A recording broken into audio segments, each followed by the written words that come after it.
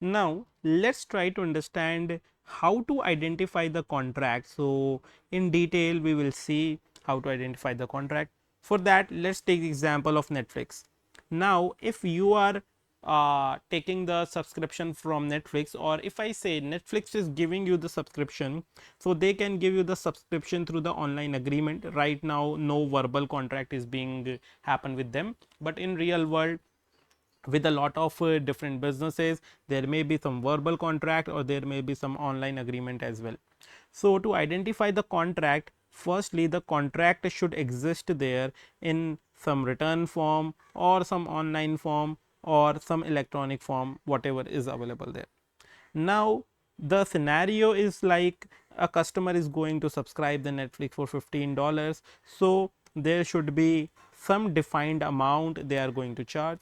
Similarly, the customer says that he will be paying or providing the monthly payments. So whenever you need the Netflix subscription, you will be paying and Netflix will getting the money. Now in future, if the terms of services are accepted online, then they gives enforceable rights. When we say enforceable rights, it simply means that Netflix can file a case against you, or you can file a case against Netflix as well in case there are not performed performance obligation. For example, Netflix has given you the entire content services, but due to technical glitch that has not run throughout the entire month, then you can go and sue the Netflix because that has given you enforceable rights and you are paying them. Similarly, if the Netflix find that you have done certain malpractices, then they can also have the enforceable rights. So basically Netflix must provide the streaming services and customer must pay the monthly fees.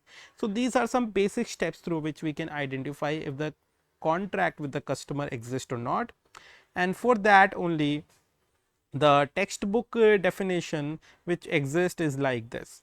So a contract is an agreement between two or more parties, in this case Netflix and you, that establishes enforceable rights and obligation. You are getting right of getting the Netflix content and you are getting obligated to pay. Similarly, Netflix is getting a right to get the money from you and they are obligated to give you the content.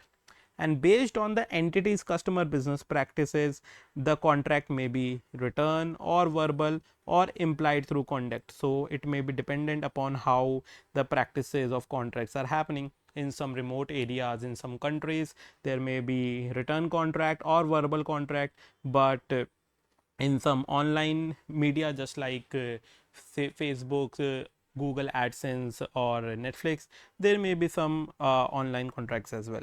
Now a customer is a party that enters into a contract with an entity to provide consideration. So if you are the customer, you will be providing consideration, meaning you will be paying to Netflix in exchange for goods or services that are outputs of entity's ordinary course of business.